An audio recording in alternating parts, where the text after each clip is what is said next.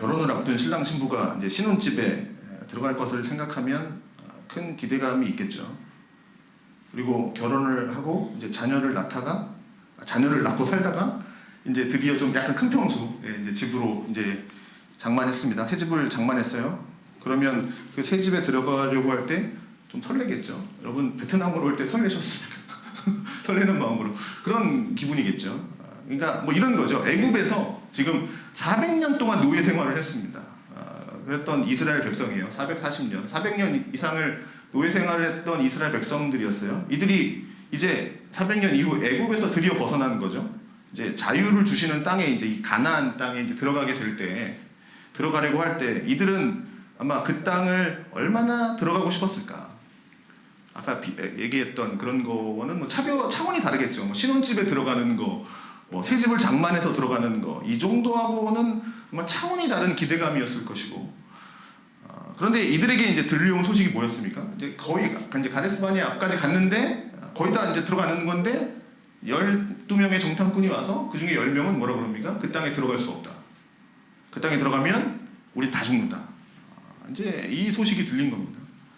그래서 이스라엘 백성들 모든 사람들 마음속에 있는 모든 희망들, 그 400년 동안 영원해왔던 그것이 이제 이루어지는 건데 그 희망을 뺏어버리는 정말 절망의 상태로 떨어지게 되는 그 상황에 이스라엘 백성들이 놓였을 때 그들의 마음이 어떠했을까?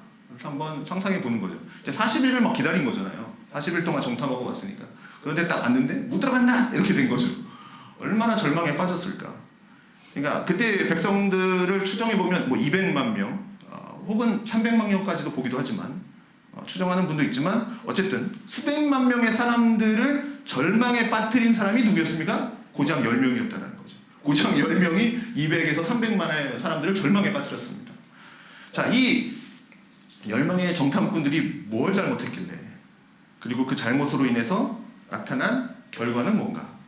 그럼에도 절망에 빠지지 않고 소망을 품고 살아간 사람들이 있었으니 그들의 삶은 어땠는가? 오늘 요 세 가지를 좀 보려고 합니다. 자, 우선 10명의 정탐꾼들이 뭘 잘못했는지를 한번 보겠습니다. 36절, 모세의 보냄을 받고 땅을 정탐하고 돌아와서 그 땅을 악평하여 온 회중이 모세를 원망하게 한 사람. 자, 이들의 잘못은 크게 세 가지를 좀 지적을 하고 있는데요. 첫 번째는 그 땅을 악평한 겁니다. 다시 말해서 그 땅에 대해서 안 좋은 소문을 퍼뜨린 겁니다. 자, 이들이 퍼뜨린 안 좋은 소문의 내용이 우리가 앞서 봤던, 2주 전에 봤던 민수기 13장 32절 33절이죠. 여기 나오는 내용이에요. 거기에서 뭐라고 나왔냐면 우리가 두루 다니며 정탐한 땅은 그 거주민을 삼키는 땅이다. 거기서 본 모든 백성은 키가 매우 크다. 거기서 네피림의 후손인 아낙 자손의 거인들을 봤다. 우리는 스스로 보기에도 메뚜기 같고 그들이 보기에도 우리는 메뚜기처럼 보였을 것이다.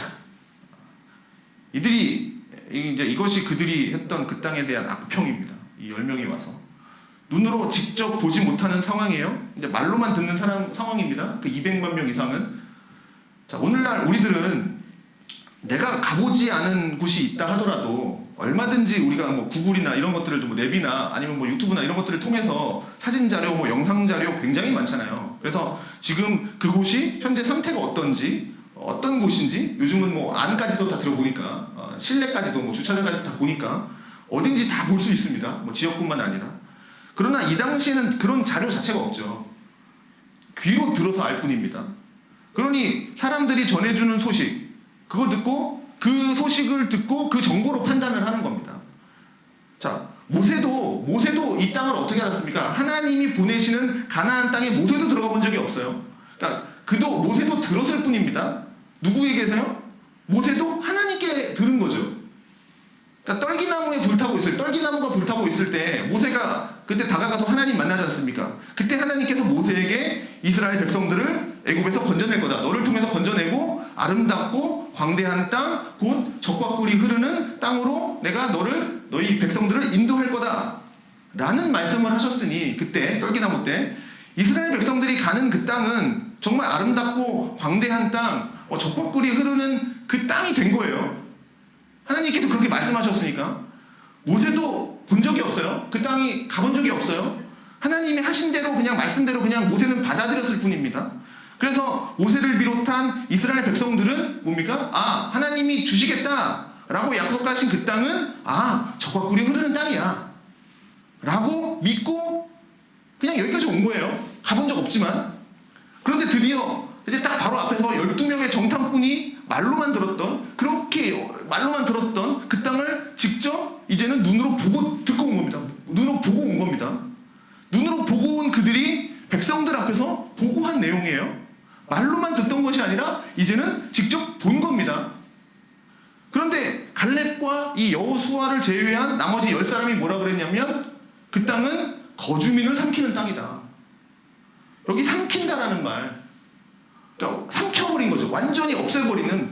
그러니 그 땅이 백성들을 먹어치워버린다는 거죠. 거주민을 먹어치우는 땅이다 라는 겁니다. 살 수가 없는 땅인 거예요. 그러니까 그 땅이 뭐 안 좋은 땅이 아니라 뭐 척박한 땅 그런 땅이 아니라 그 땅이 좋다라는 걸 이들도 말했죠. 12명 모두 공통적인 얘기예요. 그래서 열매도 따갖고 오지 않습니까? 그래서 좋은 땅이다. 땅이 너무 좋다. 또 성읍도 너무 견고하다. 땅이 좋고 성읍이 견고하면 그 당시 뭡니까? 여러 민족이 탐을 낸다. 수많은 전쟁이 발생할 거고 앞으로 또 할 거고 결국 그 땅에 우리가 살다가는 전쟁통에 죽을 거다. 그런 의미가 담겨 있는 것 같아요. 그리고 그 땅에 뭡니까? 살고 있는 사람들 중에 거인들도 있다. 이제 이걸 얘기하는 겁니다. 그래서 이 땅이 좋고 땅이 좋고 나쁘고를 떠나서 여기서 살다가는 죽겠구나. 죽을 수밖에 없다. 그게 그들이 한 말입니다. 자, 이 10명의 정탐꾼이 행한 커다란 잘못이 바로 여기에 있다는 거죠. 직접 보고 온 사람들의 말로 인해서 어떻게 됩니까? 하나님은 거짓말쟁이가 된 겁니다. 하나님이 뭐라 그러셨는데요? 모세에게, 아니면 이스라엘 백성들에게 그 땅은 무슨 땅이라고 그랬습니까? 아름답고 광대한 땅, 곧 젖과 꿀이 흐르는 땅이라고 말씀을 하셨습니다. 그런데 눈으로 보고 온 사람들은 뭐라 그래요? 그 땅은 우리를 삼켜 죽이려는 땅이다. 거주민을 삼켜 죽이는 땅이다. 이렇게 말했으니 단순히 뭐 땅이 좋다 안 좋다 그것을 떠나서 아름답고 광대한 땅, 젖과 꿀이 흐르는 땅이라고 말씀하신 그 하나님의 말씀인데 그 말씀을 반대로 얘기하죠. 삼켜 죽이는 땅, 거짓말로 만들어 버린 겁니다. 만약 이런 거죠. 뱀이 하와에게 가서 선악과 먹으러 갈 때도 뭐라고 뱀이 속삭입니까? 너희가 선악과를 먹으면 죽지 않는다. 이렇게 얘기하죠. 하나님은 너희가 그것을 먹는 날에는 반드시 죽는다. 정령 죽는다. 라고 말씀하셨는데 사탄은 너희 그거 먹어도 죽지 않아. 라고 하는 말을 했으니 그러면 사탄의 말을 받아들이면 하나님은 거짓말을 하는 거짓말쟁이가 된 거죠. 사탄의 말을 들으면. 이 10명의 정탐꾼이 그 역할을 한 겁니다. 그래서 하나님을 거짓말쟁이로 만든 중대한 일을 한 거예요. 자, 두 번째는 백성들로 하여금 모세를 원망하게 했습니다. 자, 이스라엘은 모세를 통해서 하나님의 인도를 받았죠. 그래서 모세를 통해서 일하시는 하나님을 의지하면서 여기까지 온 겁니다. 그런데 이스라엘 백성들은 가는 길에 뭔가 원망이 생기면 그 자리에서 자꾸 모세를 찾아가죠. 모세에게 막 원망을 토해내요. 이건 애굽에 나오기 전에도 마찬가지였죠. 모세는 하나님의 말씀을 듣고 하나님의 말씀을 따라서 이스라엘 백성들을 인도했습니다. 그런데 이스라엘 백성들이 조금이라도 이 내 맘에 안 들고 나한테 불리할 것 같으면 나한테 힘들어질 것 같으면 곧장 모세한테 달려가서 뭐라 그래요? 너 때문이야. 너 때문이야. 모세 아론에게 찾아가서 그렇게 하죠. 너 때문이야. 원망을 쏟아놓습니다.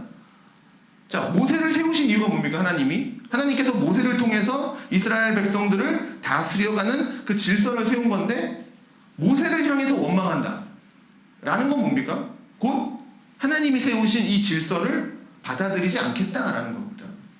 그래서 세 번째 잘못은 뭡니까? 결국 하나님을 원망하는 것으로 만들었다라는 겁니다. 그 땅이 젖과 꿀이 흐르는 땅이다 라고 하는 하나님의 말씀이 참이다, 진리라 라고 한다면, 이 땅은 젖과 꿀이 흐르는 땅이다라는 것을 진리라고 한다면 그 땅은 우리를 삼켜 죽이는 이 나쁜 땅이라고 말하는 10명의 정탐꾼의 말은 거짓말이 되는 거죠. 하나님의 말이나 정탐꾼의 말 둘 중에 하나는 진실이잖아요. 이들이 거짓된 보고를 하는 거잖아요. 그러니 이들에게 거짓된 잘못된 보고를 통해서 이스라엘 백성들 마음속에 하나님을 향한 원망을 갖게 하는 겁니다. 이제 그 원망이 터져나가서 이제 도화선이 된 겁니다. 원래부터 좀 약간 불편했는데 이 10명의 정탐꾼의 말이 이제 도화선이 된 겁니다. 하나님께서 바라셨던 게 뭘까요? 하나님께서 12명의 정탐꾼을 보낼 때 바라셨던 거. 12명의 정탐꾼들이 하나님의 말씀대로, 야, 하나님의 말씀대로 그 땅은 정말 좋은 땅이다. 그리고 우리가 믿음으로 들어가면 정말 그 땅을 정복할 거다. 라고 해서 이스라엘 백성들이 하나님의 말씀에 의지해서 믿음으로 그 땅에 들어가는 것. 그게 아마 하나님이 바라셨던 게 아니었을까.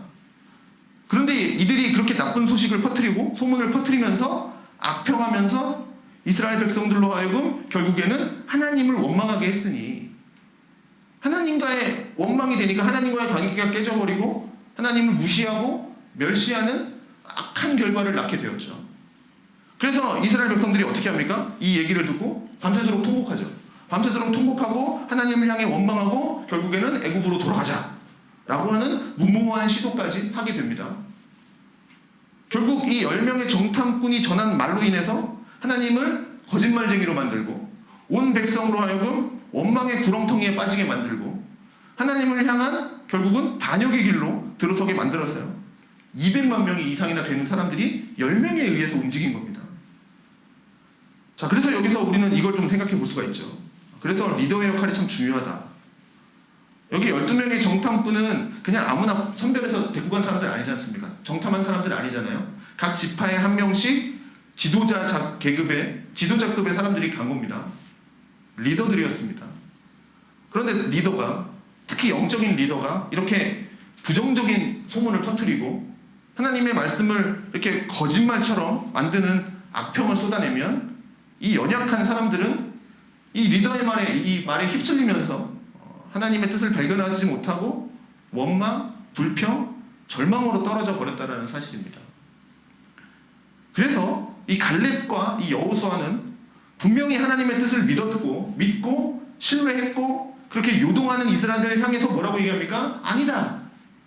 저들은 우리의 먹이다. 하나님은 저 땅을 우리에게 주셨다. 원어 성경에는 뭐 밥이다 이렇게 나오니까 외쳐도 그들은 그 말을 듣지 않고요. 오히려 그러한 갈렙과 여호수아를 향해서 돌을 던지죠. 죽이려고 합니다. 자, 그렇다면 이렇게 원망에 빠진 이스라엘 백성들에게 나타난 결과가 뭐냐? 이렇게 원망하는 잘못을 했는데, 자, 우리는 절망과 소망 사이에 놓여서 살아갈 때가 참 많죠. 같은 상황이 돼도 절망과 소망 사이에. 그런 순간에 우리는 소망의 편에 서기보다는 절망의 편에 서는 게 훨씬 더 뭔가 쉽죠. 그래서 지금까지 인생을 살아오면서 나는 한 번도 원망의 말을 쏟아본 적이 없다. 나는 살아오면서 원망을 해본 적이 없다. 불평을 해본 적이 없다. 내가 입으로 꺼내진 않을 수는 있겠지만, 말은 안 할 수 있겠지만 속마음으로도 나는 원망해 본 적이 없다. 그런 사람은 아무도 없을 겁니다. 그만큼 우리 인생은 원망, 불평, 짜증 이런 걸로 가득해 있어요. 그런데 이 원망은 매우 무서운 결과를 낳게 되는데 뭐냐면 하나님을 향해서 원망을 쏟아놓는 이스라엘 백성들이 그 원망의 죄로 인해서 하나님께서는 이들을 가나안 땅에 들여보내겠다라고 하셨는데 하나님의 뜻을 돌이키십니다. 그게 원망의 결과입니다. 하나님이 품고 계셨던 계획도 돌이키게 만드는, 내가 너를 통해서 하겠다고 하는데 돌이키게 만드는 원망이 이렇게 크다라는 거예요. 그래서 하나님은 우리가 어떻게 됩니까? 우리가 하나님을 원수처럼 지내고 하나님 막 미워해도 늘 우리를 향한 하나님은 오래 참으심이 있잖아요. 성품 중에 오래 참으심으로 우리가 돌아오기를 기다리고 계시지만, 그런데 하나님은 또 영원히 참으시는 분은 또 아닙니다. 오래 참으시는 거지. 그런데 그 오래 참는 하나님의 성품을 오래 참지 못하도록 하게 하는 죄가 뭐냐? 원망이라는 거죠. 원망. 하나님을 향해서 원망을 쏟아놓는 거. 그래서 하나님이 이렇게까지 말씀을 하시는 거죠. 나를 원망하는 이 약한 회중에게 내가 어느 때까지 참으랴? 이스라엘 자손이 나를 향하여 원망하는 바, 그 원망하는 말을 내가 들었노라. 그들에게 이르기를 여호와의 말씀에 내 삶을 두고 맹세하노라. 너희 말이 내 귀에 들린 대로 내가 너희에게 행하겠다. 자, 뭐가 이루어지느냐? 뒤이어서 하시는 말씀이 세 가지가 나옵니다. 너희 시체가 이 광야에 엎드려질 것이다. 즉 너희 중에 20세 이상 계수된 자들, 여호수아와 갈렙 빼고 모든 사람들, 그 사람들을 뭐라고 표현하냐면 나를 원망한 자 전부라고 표현합니다. 그러니까 갈렙과 여호수아 빼고 모든 사람이 다 하나님 원망한 거예요. 전부. 그래서 그들에게 적과 꿀이 흐르는 땅, 살게 하리라고 했던 그 약속의 땅에 너희는 결단코 들어가지 못할 거다. 그리고 20세 이상으로 하나님을 원망한 사람 모두 전부 광야에서 다 죽게 됩니다. 그리고 두 번째로 뭐라고 됩니까? 너희가 사로잡히겠다고 말하던 너희의 유아들은 그 땅에 들어가서 너희가 싫어하는 그 땅을 보게 될 거다. 자손들은 땅에 들어가겠다. 자손들은 땅에 들어가게 해주겠다라는 거죠. 그리고 세 번째, 너희 자녀들은 너희 반역한 죄를 지고 40년 광야에서 너희 죄악을 담당할 거다. 자, 정탐꾼들이 40일 동안 정탐하고 오죠. 그 40일을 이제 하루를 1년으로 삼아서 40년 동안 이제 광야에서 방황하게 하신 겁니다. 그러니까 죄악을 담당하게 한 거죠. 이 일이 이제 이루어진 겁니다. 그래서 이것은 하나님이 원망한 사람들한테 그냥 겁주기 위해서 하시는 일, 뭐 일종의 협박 이런 게 아니라 하나님이 살아계심을 표현하는 거죠. 내 삶을 두고 맹세한다. 그러니까 원망하는 너희들에게 반드시 일어날 거다라고 하나님께서 엄한 벌을 내리시는 겁니다. 그래서 마크 데버라는 분이 신학자분이 표현에 의하면 이 40년의 기간은 하나님께서 이들에게 내리는 사형 선고 기간이다 라고 이야기합니다. 그러니까 여호수아와 갈렙 제외하고는 단 한 사람도 그 약속의 땅에 들어가지 못합니다. 그들은 교만, 불순종, 또 하나님 무시, 멸시 이런 걸로 인해서 그 땅에 들어가지 못하게 됩니다. 하나님은 그들을 벌하셨습니다. 그들에게 광야는 지나가는 곳이 아니라 그들의 무덤입니다. 광야는 그들의 무덤이 되어버렸어요. 하나님께서 믿지 않고 원망하는 자들에 대해서 이렇게 광야에 사형 선고를 내리신 겁니다. 그리고 그들의 죄가 심각하다는 것, 특히 10명, 이 10명의 죄가 심각하다라는 것을 보여주기 위해서 그들에게 이 10명에게는 더 신속하게 사형을 집행하시죠. 37절에 보면 이렇게 나오죠. 곧 그 땅에 대하여 악평한 자들은 여호와 앞에서 재앙으로 죽었습니다. 그런데 여러분, 이스라엘 백성들은 하나님을 원망해서는 안 되는 사람들입니다. 하나님의 택함을 받지 못한 민족들, 그러니까 예를 들면 어차피 이방인들은 어차피 하나님 모르니까, 하나님 알지 못하니까, 하나님 존재가 인정이 안 되니까 나면서부터 하나님을 미워하는 성향을 갖고 태어난 대로 그냥 살아가겠죠. 살아가면 됩니다. 그러니 살면서 나타나는 여러 가지 이 어려운 일들을 통해서 뭐 이방인들, 하나님 믿지 않는 사람들은 뭐 하나님 원망하고 뭐 불평하면서 살아갈 수 있습니다. 그렇지만 이스라엘 백성들, 어떻게 보면 우리죠. 하나님의 은혜를 받은 사람들이에요. 하나님께서 아브라함 택하시고 이삭, 야곱, 요셉으로 이어지는 그 기간 속에서 이 가족들은 얼마든지 죽을 수 있었습니다. 죽을 위험에 있었습니다. 죽음의 위험이 굉장히 많았습니다. 기근도 있었죠. 이방인의 위협도 있었죠. 정말 많은 위험이 있었어요. 그렇지만 하나님은 어떻게 해요? 그들을 보호하셨고 애굽에서 오히려 더 큰 민족으로 번성하게 하셨습니다. 그 고센 지역에서. 또 이스라엘의 남자아이들이 전부 죽을 뻔했죠. 출애굽에 나오지 않습니까? 죽을 수밖에 없었던 위험도 있었지만 그 속에서도 하나님은 이스라엘을 건져내셔서 하나님께서 이스라엘을, 백성들을 구원해내셨습니다. 애굽에서 노예로 살던 그들을 하나님의 권능으로 건져내셨다고요. 이스라엘 백성들 스스로 한 게 뭐가 있습니까? 애굽에서 벗어나기 위해서, 애굽에서 탈출하기 위해서 그들 스스로 했던 게 뭐가 있습니까? 아무것도 없어요. 하나님이 다 하셨어요. 이들은 하나님의 은혜로 여기까지 온 거예요. 그 어떠한 민족도 하나님의 이러한 능력을 경험해본 민족이 없습니다. 정말 어떻게 보면 부러워요. 그리고 하나님께서 꼭 집어서 사랑하시는 그 사랑을 받아본 민족도 없습니다. 하나님께서 이스라엘 백성들을 향해서 뭐라고까지 표현합니까? 너희는 내 백성이 되고 나는 너희의 하나님이 되리라 라고까지 약속하셨고, 그 약속을 어떻게 해요? 자신의 목숨을 다해서 지키겠다 라고까지 언약을 하셨으니, 이러한 대우를 받는 사람들은 이스라엘 백성들 말고는 없었다라는 거죠. 그러니 이렇게 커다란 은혜를 받은 이들이 하나님을 어떻게 원망하겠습니까? 하나님을 원망하면 안 되는 백성들이에요. 이렇게 큰 은혜를 받았는데, 그렇지만 이들은 그 누구보다도 더 자주, 더 많이 하나님을 원망했습니다. 이스라엘 백성들의 모습, 어려운 가운데서 다 건져내 주시니까, 그때서는 어려운 가운데 딱 건져주시니까 그때는 이제 눈이 띄죠.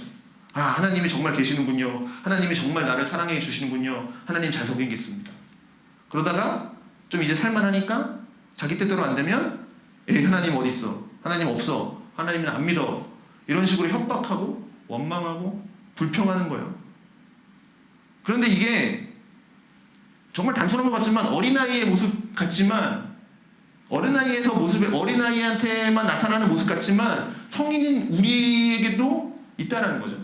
이런 모습들이. 하나님 어디 있어? 하나님 없어. 하나님 안 믿을 거야. 이런 게 우리 대놓고 얘기하지 않지만 우리에게도 이런 모습이 있다라는 겁니다. 제가 목사인데 대놓고 하나님 없습니다. 여러분들 하나님 없습니다. 교회에서 막 그런 얘기 하겠습니까? 그렇게 말할 사람 없습니다. 그렇지만 속으로는 그런 생각을 한다고요. 속으로.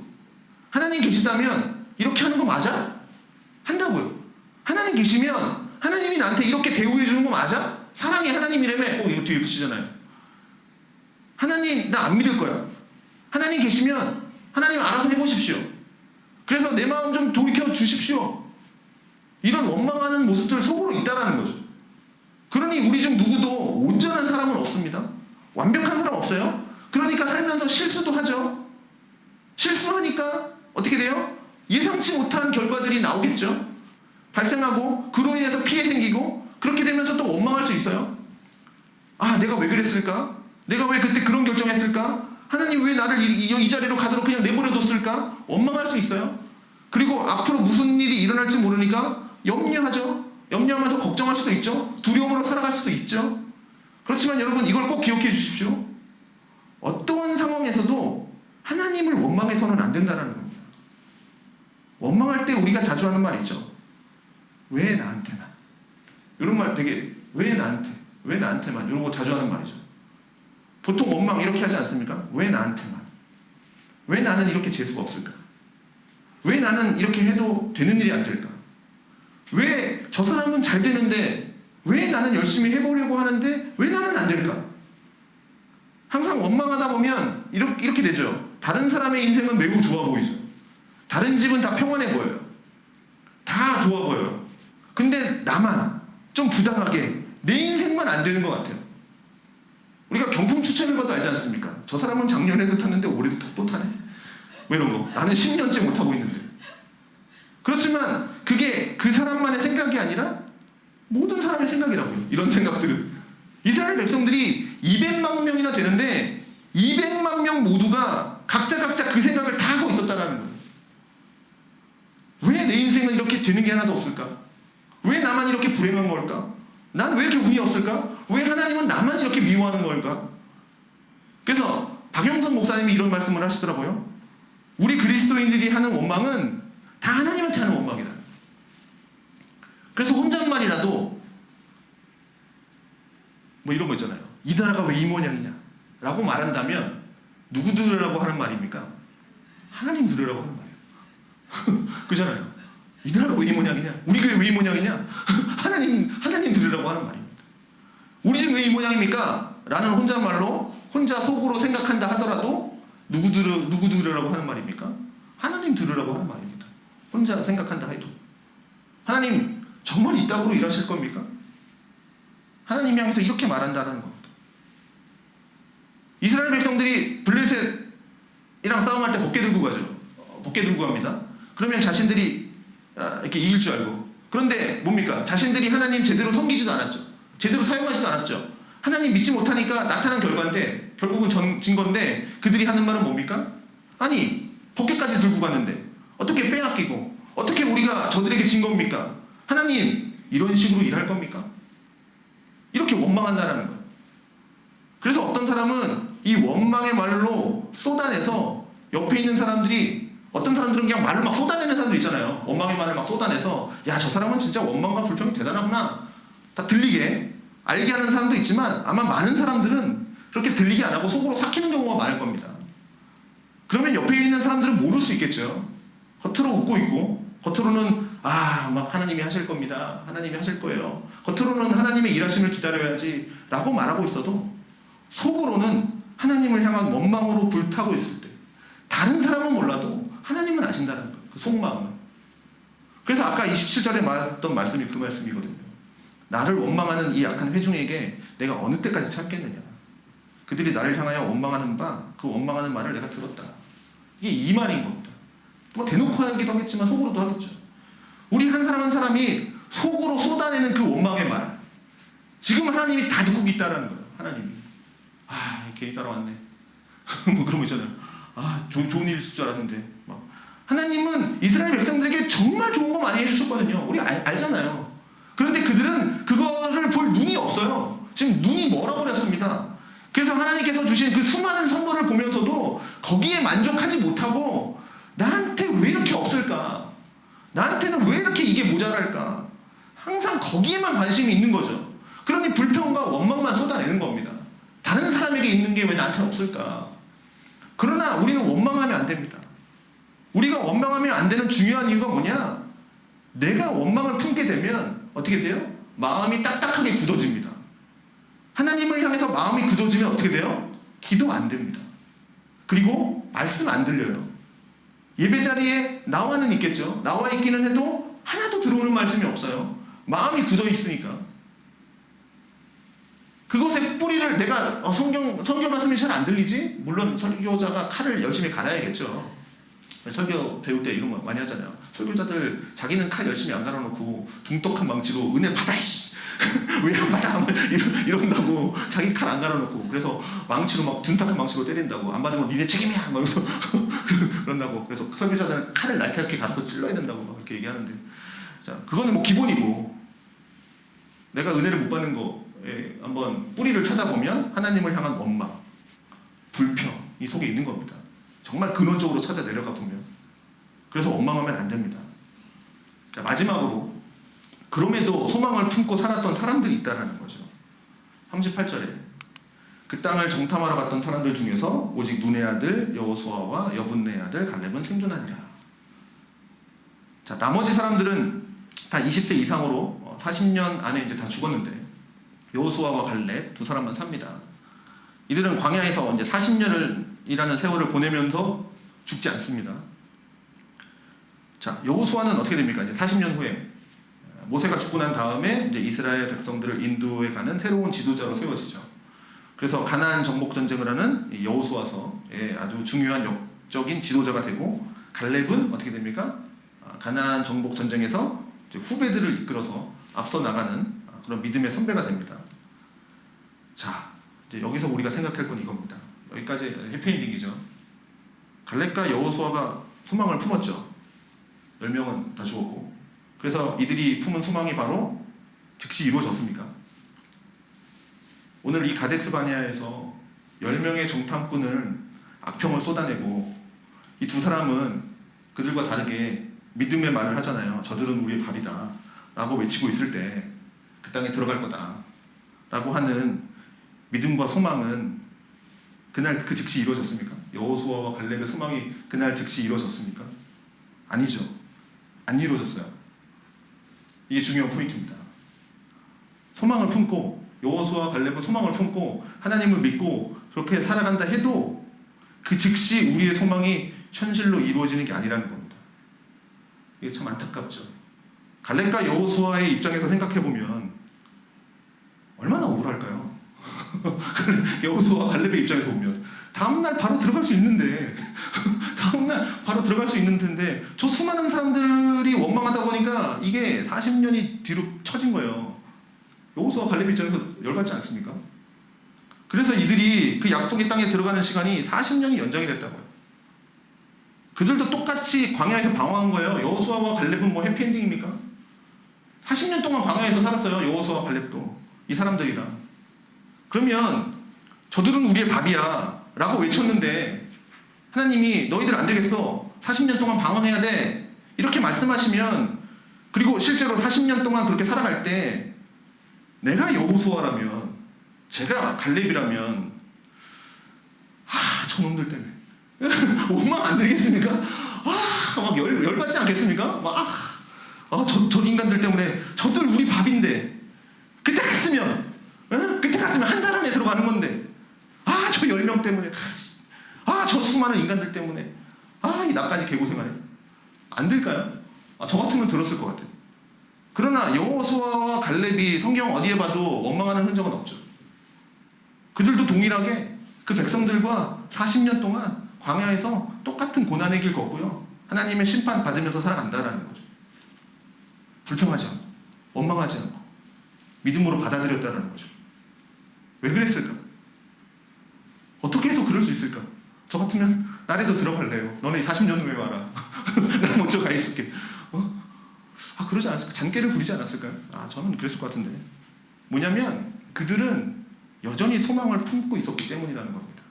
이 여호수아와 갈렙은.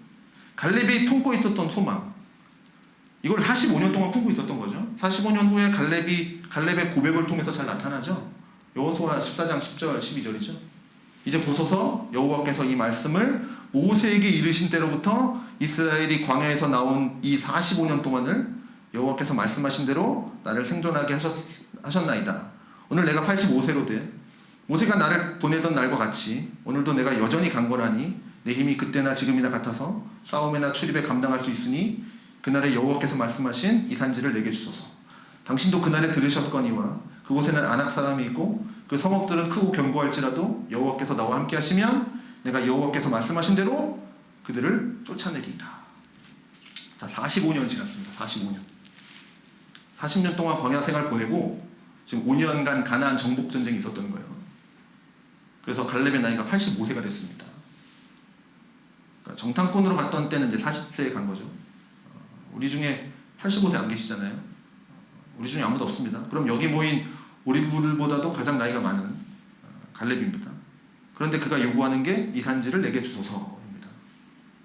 이게 40대 때 한 고백이 아니라 85세 때 한 고백입니다. 그러니까 제가 어렸을 때 이 부분 읽고 노래 부르잖아요. 이 산지를 내게 주소서 부르지 않습니까? 노래 부르고 할 때는 잘 몰랐으니까 아, 갈렙이 그냥 저 땅 달라고 하는 거구나. 아, 내가 하나님께서 명하신 그 땅 달라고 하는 거구나. 그냥 좋은 땅인 줄 알았어요. 가나안 땅, 적과꿀이 흐르는 땅, 평지, 아주 편안한 땅, 그냥 가면 얻을 수 있는 땅, 그냥 가면 뭐 그냥 주는 땅, 그걸 생각했습니다. 그런데 성경 잘 보니까 이 땅은 어디입니까? 아시는 분은 아시겠지만 산지입니다. 산지. 그러니까 가장 후진 땅이에요. 좋은 땅 다 후배들 줬어요. 후진 땅 달라는 겁니다. 산지 달라고 하고 있는 거예요. 평이 아닙니다. 좋은 땅 아니에요. 그리고 거기 누구 섭니까? 아낙 사람들. 이들 누굽니까? 10명의 정탐꾼들이 가서 보고 거인들이야. 우리들은 저들 앞에 메뚜기야. 라고 말했던 그 사람들이 살고 있는 그 산지. 그 땅을 지금 85세 된 이 갈렙이 나한테 주십시오. 라고 여호수아 앞에 지금 말하고 있는 겁니다. 그러면 여호수아가 나한테 주십시오. 그러면 너 그 땅 가져라. 무슨 그 땅 가져라. 뭐 거기다 깃발 꽂아라. 그럼 네 거다. 하면 그래서 가면 그 땅 주어집니까? 아닙니다. 아니에요. 아낙 사람들 키 큰 그 거인들과 싸워야 되는 거예요. 가서 싸워야 되는 겁니다. 싸워서 취하는 거예요. 어릴 때 저는 그냥 믿음으로 이 산지 주십시오. 그러면 하나님이 주시는 줄 알았어요. 근데 그게 아니더라라는 거죠. 이스라엘 백성들이 그토록 두려워하고 있는 그 아낙 자손과 85세 된 노인이 이 갈렙이 가서 싸워서 그 땅을 뺏어와야 되는 거라고. 그런데 이 갈렙이 85세가 됐음에도 불구하고 이렇게 고백할 수 있는 이유가 뭐냐? 그리고 지금 당장 달려갈 수 있는 힘이 나오는 그 이유가 어디 있는 겁니까? 하나님이 모세 때부터 약속하신 그 땅, 하나님의 약속을 믿는 믿음 때문이었다라는 거죠. 하나님이 무슨 약속하셨는데요? 14장 24절. 내 종 갈렙은 그 마음이 그들과 달라서 나를 온전히 따랐은즉 그가 갔던 땅으로 내가 그를 인도하여 들리리니 그의 자손이 그 땅을 차지하리라. 이 말씀 붙잡고 있었던 거예요. 이 말씀을 45년 동안 갈렙은 붙잡고 있었던 겁니다. 그리고 여기까지 온 거예요. 이게 갈렙의 믿음인 거죠. 갈렙도 이 45년 동안 얼마나 많은 일들이 있었겠습니까? 45년 우리가 얘기하지만 저 살아온 만큼 저 살아온 만큼 아닙니까? 광야에서 친구들이 막 죽어요. 죽어나가는 겁니다. 광야에서 막 친구들이 죽어나가고 형들이 막 죽어나가요. 가족들이 막 죽어나가요. 그리고 자기보다 어렸던 사람들이 막 죽죠. 수많은 어려운 일들을 얼마나 많이 겪었겠습니까? 이때가 40세니까 20살 이상은 다 죽는 거니까 동생들도 막 죽어나가요. 40세 젊고 활기차던 야 저들은 우리의 밥이야 라고 외쳤던 그 젊은 몸도 쭈글쭈글한 주름 낀 얼굴이 됐을 거고 몸에 힘도 떨어졌겠죠. 물론 그때나 지금이나 뭐 갈렙은 싸울 힘이 있습니다. 전 아직도 싸울 수 있습니다. 라고 하지만 육체적인 힘은 떨어지지 않았겠습니까? 85세인데. 그렇지만 그에게 변하지 않는 게 하나 있죠. 뭡니까? 믿음입니다. 믿음. 하나님이 나를 지켜주셨다. 지금 살아있는 것 자체가 하나님이 살아계심의 증거 아닙니까? 지금 내가 이렇게 살아있는다라는 거 하나님이 약속을 지켜주는 증거다. 그래서 이스라엘 백성들 중에서 여호수아 빼고 갈렙이 나이가 제일 많을 거 아닙니까? 그런데 그의 믿음은 웬만한 젊은 사람보다 더 강하고 뛰어난 믿음을 가지고 있었다는 거죠. 젊은 사람들도 따라올 수 없는, 범접할 수 없는 그 믿음을 이 85세인 노인이 가지고 있다는 겁니다. 그 힘이 어디서 나왔을까? 하나님의 약속을 믿는 믿음. 믿음은 하나님의 약속을 바라보는 겁니다. 비록 안악자손 강하죠. 그들도 키가 커요. 이건 사실입니다. 객관적인 거죠. 그들은 강한 무기를 가지고 있어요. 사사기 보면 뭐라고 나옵니까? 그들은 철기 무기도 갖고 있어요. 이스라엘은 이때 뭡니까? 청동기죠. 그러니 객관적으로 보면 싸울 수가 없어요.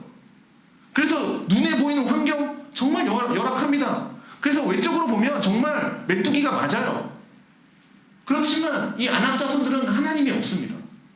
아무리 강한 철병거를 가지고 있고, 아무리 강한 무기를 가지고 있고, 아무리 견고한 성읍을 가지고 있고, 뭐 요새를 가지고 있다 하더라도 그들에게는 하나님이 없다라는 거죠.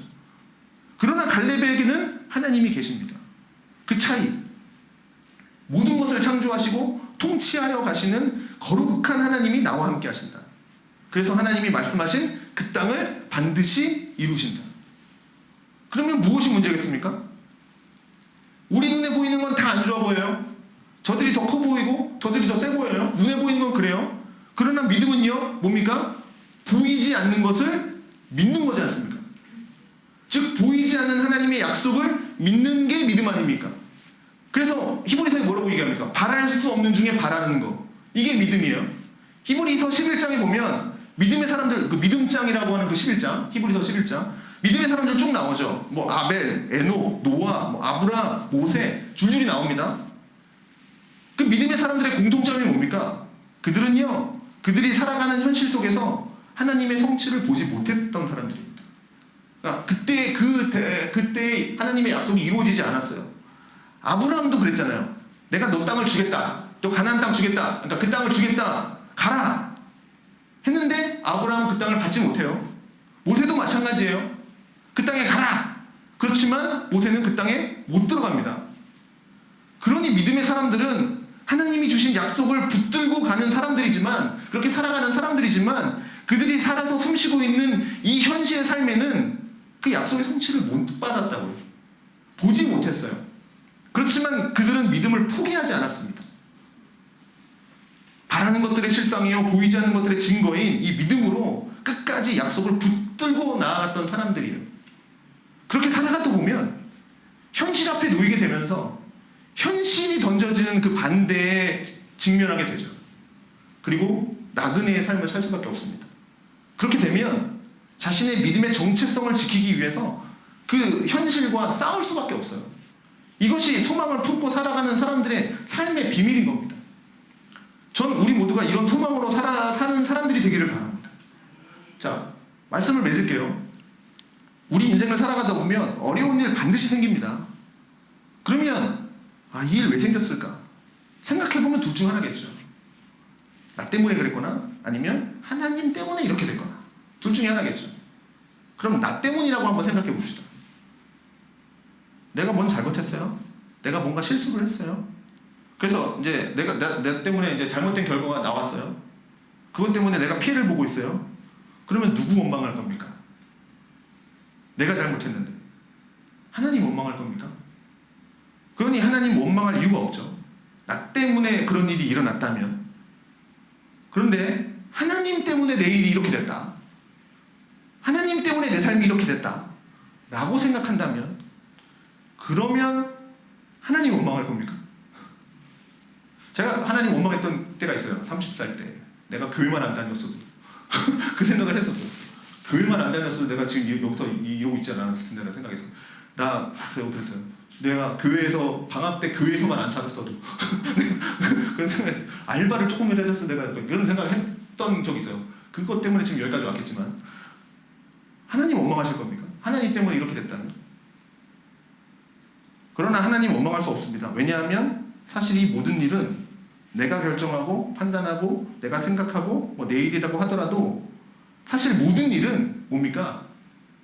내가 하는 모든 일은 하나님의 섭리 속에서 이루어지는 일 아닙니까? 나에게 주어지는 모든 일들은 하나님의 섭리 속에서.